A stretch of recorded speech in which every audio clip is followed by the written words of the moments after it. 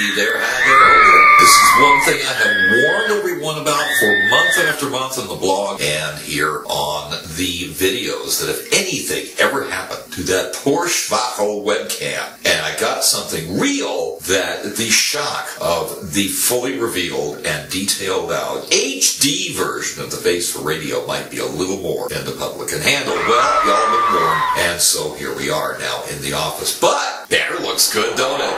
This is actually the very firstest ever test shot on the new gear. We have a mic on order. Let's hope for the best. Now this.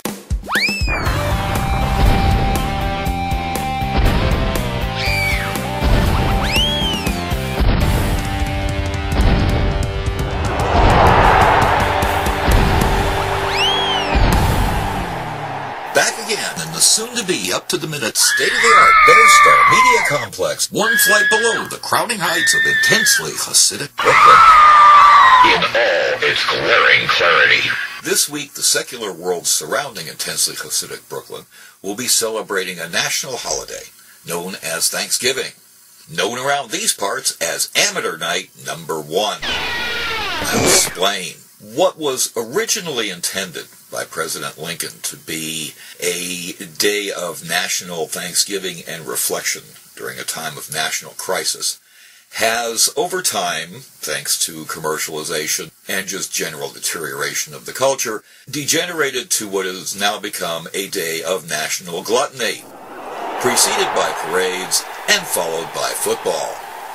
And so why, one may ask, do I refer to this as an amateur night?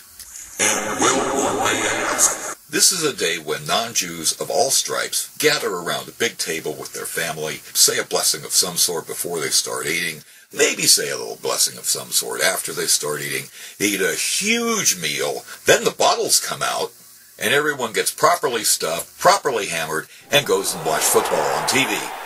See, Jews do this all the time. First of all, by an observant Jew, every day is Thanksgiving. There is a prayer of thanks for everything you can think of. Meals, of course, are extra special.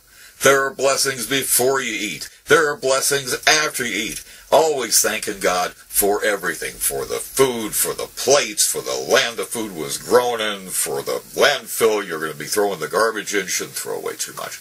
And then the bottles come out and then everyone starts singing. We call it Shabbos, and we do this every week. Of course, then we don't go watch football on TV, but by the time we're finished with Shabbos dinner, the game would be over anyway.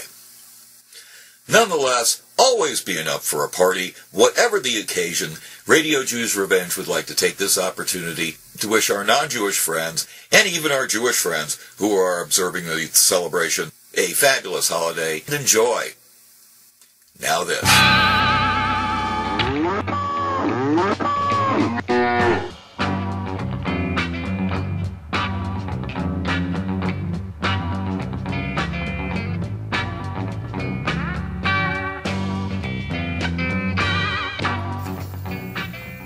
One of the other really cool things that the new equipment allows is increased mobility, which in English means getting out for once from the soon-to-be up-to-the-minute state-of-the-art Bear Star Media Complex, one flight below the crowning heights of intensely Hasidic Brooklyn. And so, in the pursuit of a little more mobility and getting out of the studio and getting out of the office, here's a little tour of the intensely Hasidic neighborhood of Brooklyn where I currently reside and some of its distinctive landmarks. Here is the most famous and easily recognizable of our local landmarks, 770 Eastern Parkway. If this place looks a little small to be the place where all that amazing Farbrengen footage was shot, you would be correct, as the number welded to the stone facing on the doorpost clearly attests. If it's Farbrengens you're looking for, you would be looking a little east of this location, not in the office building, but in what used to be the underground parking garage. If you can manage to not smack into the wall or get distracted by the way too well discussed cornerstone, hold on to the handrail for your safety while proceeding down the steps. Go through the doors of prayer and you will find yourself inside 770. This is the main room where the main minion is held 3 times a day. But there is a great deal more to this multi-purpose room than only this part of it. We'll explore this in greater detail in future episodes. But time constraints being what they are, we will continue our tour of 770 and the intensely Hasidic neighborhood of Brooklyn where I currently reside in future episodes. Now this.